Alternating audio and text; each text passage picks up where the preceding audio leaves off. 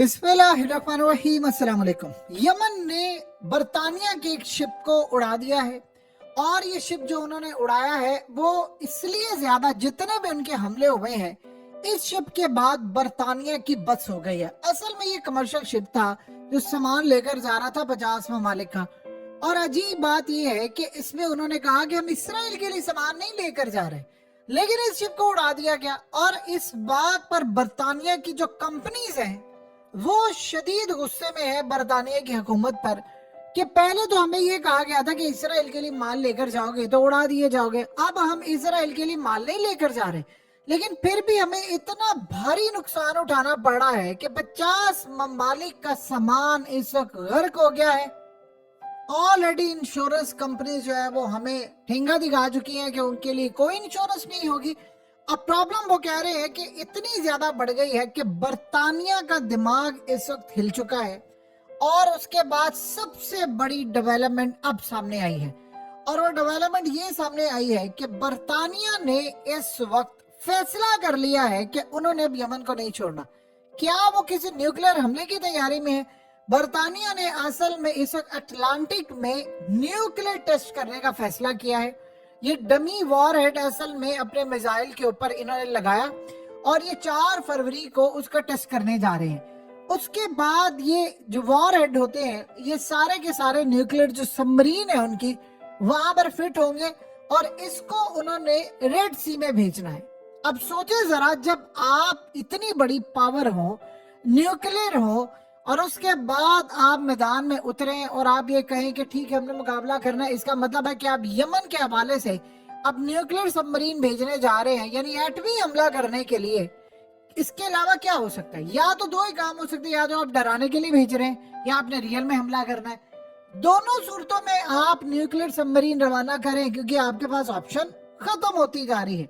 अब ऑप्शन इसलिए खत्म हो रही है क्योंकि उन्होंने इन पर इतने हमले कर दिए हैं कि इनके पास कोई डिफेंस सिस्टम नहीं है इनके वॉरशिप के अंदर। जो हालिया 3 दिन पहले तमाम मामला बताए थे कि इन्होंने कहा कि हमारे पास कोई डिफेंस सिस्टम नहीं है तो यमन के मिसाइलों को रोक सके, और वो 2028 में आएगा। इन्होंने नॉर्वे से कहा कि आप हमें अपना डिफेंस सिस्टम दे दे और हम यहाँ पर तैनात करें ताकि हम उनका मुकाबला कर सके।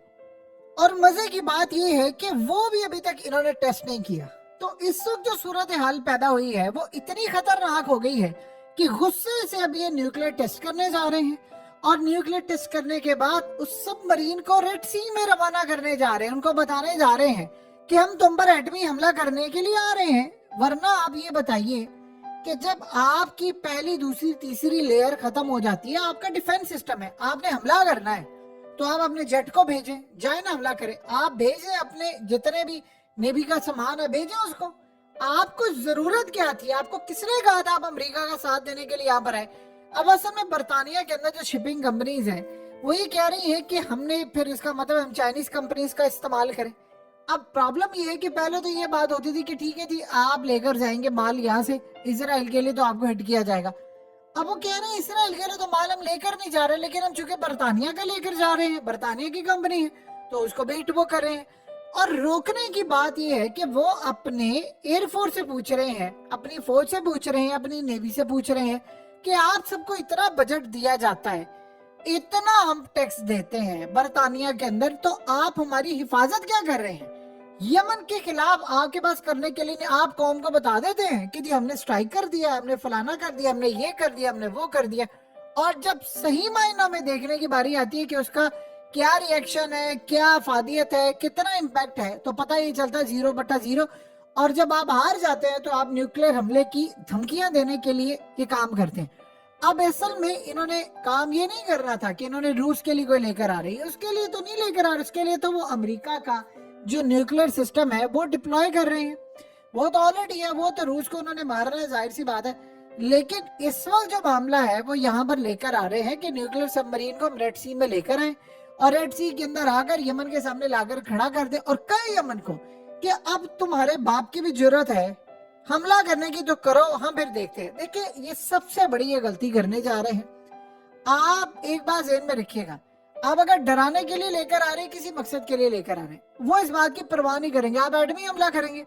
यमन के बहुत सारे लोग पहाड़ों